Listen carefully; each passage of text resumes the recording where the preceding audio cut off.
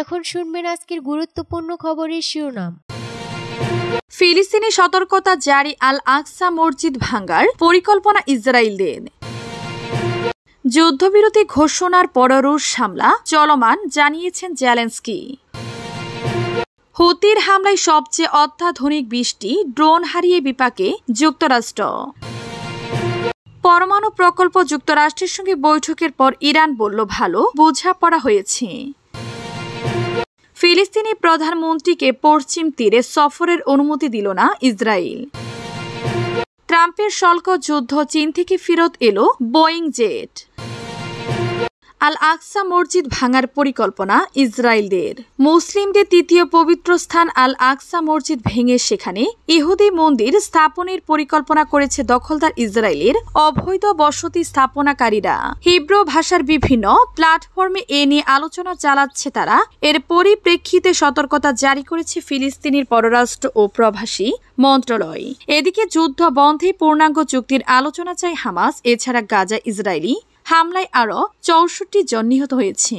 শনিবার 19 এপ্রিল সংবাদ মাধ্যমগুলো জানায় আল আকসা মসজিদ ভাঙার ব্যাপারে সতর্কতা দিয়ে ফিলিস্তিনি মন্ত্রণালয় এক্সে একটি পোস্ট করেছে। এতে তারা জাতিসংঘের সংশ্লিষ্ট সংস্থা ও আন্তর্জাতিক সম্প্রদায়কে বিষয়টি গুরুত্বের সঙ্গে নেয়ার আহ্বান জানিয়েছে। তারা বলেছে, আল আকসা মসজিদ ভাঙার পরিকল্পনাকে আমরা দখলকৃত জেরুজালেমে ইসলামিক এবং খ্রিস্টানদের পবিত্র স্থানে পদ্ধতিগত উস্কানি হিসেবে বিবেচনা করি। আন্তর্জাতিক সম্প্রদায় এবং এ বিষয় সংক্রান্ত জাতিসংঘের সংস্থাগুলোকে এই উস্কানিতে সর্বোচ্চ গুরুত্ব দিয়ে দেখা এবং আন্তর্জাতিক আইন অনুযায়ী ব্যবস্থা নেওয়ার জন্য আমরা আহ্বান জানাচ্ছি। ইসরায়েলি অবৈধ বসতি স্থাপনাকারী প্রায় মুসলিমদের পবিত্র এ স্থানে গিয়ে তাণ্ডব চালায়। নিষেধ থাকা সত্ত্বেও তারা সেখানে ধর্মীয় প্রার্থনা করে। এতে তাদের সরাসরি সহায়তা করে দখলদার ইসরায়েলের নিরাপত্তা বাহিনীর সদস্যরা। যুদ্ধবিরতি ঘোষণার পর রুশ হামলা চলমান, জানিয়েছেন জেলেনস্কি। রাশিয়ার প্রেসিডেন্ট ভ্লাদিমির পুতিন 30 ঘণ্টার অস্ত্রবিরতির ঘোষণা দিলেও রুশ বাহিনীরা সেটি পালন করছেন না। অস্ত্রবিরতির সময়সীমার মধ্যে ইউক্রেনে আক্রমণাত্মক অভিযান চলছে। আকাশে উঠতে দেখা গেছে রুশ ড্রোন, চলছে গোলাবর্ষণ।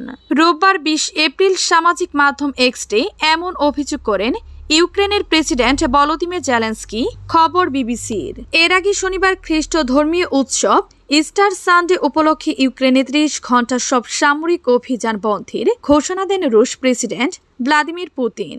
পুতিনের ওই ঘোষণা অনুযায়ী অস্ত্রবিরতির আওতায় স্থানীয় সময় শনিবার সন্ধ্যা 6টা থেকে রোববার দিবাগত রাত 12টা পর্যন্ত ইউক্রেনে হামলা বন্ধ রাখবে রাশিয়া।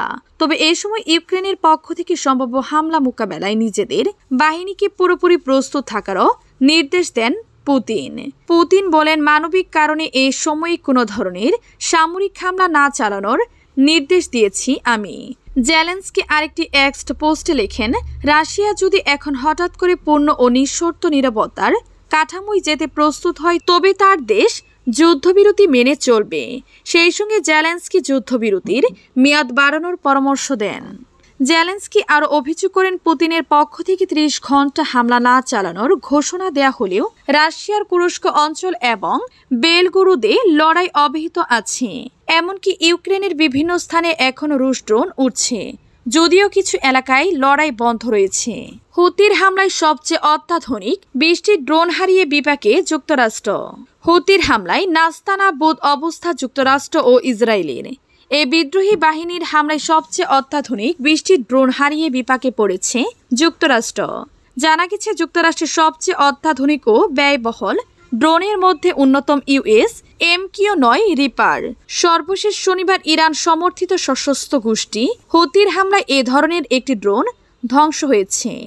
গাজা ইসরায়েলি নৃশংসতা হামলা শুরুর পর থেকে এ নিয়ে এমন 20টি ড্রোন ধ্বংস করেছে হুতি।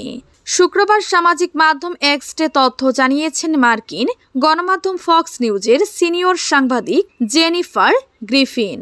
তিনি বলেন, কয়েকটি সূত্র ফক্স নিউজকে এ তথ্য নিশ্চিত করেছে ট্রাম্প প্রশাসনের সময় হুতির হামলায় 6টি MQ-9 রিপার ড্রোন ধ্বংস করা হয়েছে। মার্কিন সামরিক বাহিনী টানা 35 দিন ধরে বোমা হামলা চালালেও হুতিরা এই ব্যয়বহুল মার্কিন সম্পদগুলিতে হামলা চালানোর পাশাপাশি ইসরায়েলে অবিরত ব্যালিস্টিক ক্ষেপণাস্ত্র নিক্ষেপ করে চলছে। লোহিত সাগরে হামলার শিকার হয়েছে বহু পণ্যবাহী জাহাজও। যুক্তরাষ্ট্রের সঙ্গে বৈঠকের পর ইরান বলল ভালো বোঝাপড়া হয়েছে। ইরানের পারমাণবিক প্রকল্প নিয়ে দ্বিতীয় দফায় বৈঠক করেছে ওয়াশিংটন ও তেহরান। শনিবার ইতালির রাজধানী রোমে এ বৈঠক হয়। বৈঠক আলোচনা চালিয়ে যাওয়ার বিষয়ে একমত হয়েছে দুই পক্ষ। ২৬ এপ্রিল আবার আলোচনায় বসতে পারেন দুই দেশের প্রতিনিধিরা। শনিবার যুক্তরাষ্ট্র ও ইরানের মধ্যে আলোচনা প্রায় ৪ ঘন্টা ধরে চলে। এই মধ্যস্থতা কমছে মধ্যপ্রাচ্যের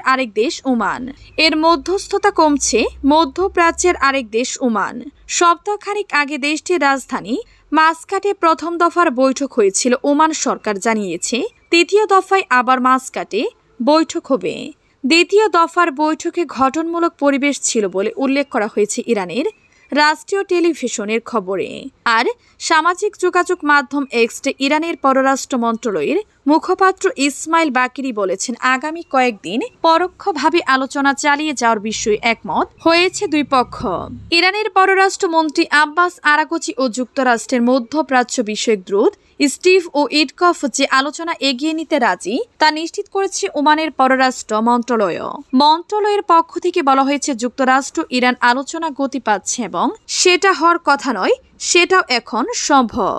বৈঠক যে ভালো হয়েছে তার ইঙ্গিত দিয়েছেন আব্বাস আরাগচিও। ইরানের রাষ্ট্রীয় টেলিভিশনে তিনি বলেছেন, বৈঠক থেকে অগ্রগতি পাওয়া গেছে। এবারের বৈঠকে বিভিন্ন নীতি ও লক্ষ্যের বিষয়ে দুই পক্ষের মধ্যে আবারও ভালো বোঝাপড়া হয়েছে।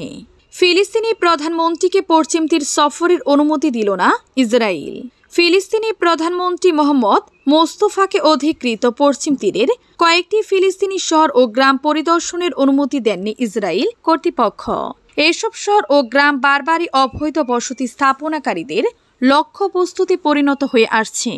এই ঘটনাকে বিপজ্জনক নজির হিসেবে আখ্যায়িত করেছেন ফিলিস্তিনি এক কর্মকর্তা।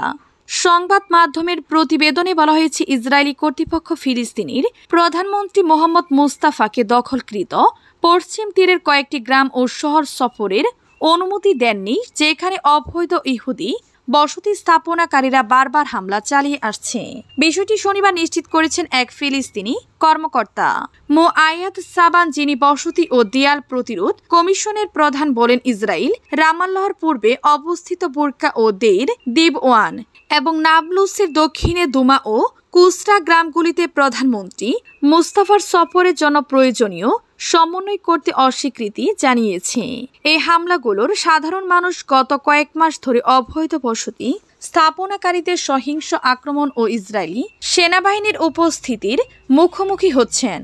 সাবান জানান, ফিলিস্তিনি কর্তৃপক্ষ ও ইসরায়েলের মধ্যে যে চুক্তি রয়েছে তার আওতায় ফিলিস্তিনি উচ্চ পদস্থ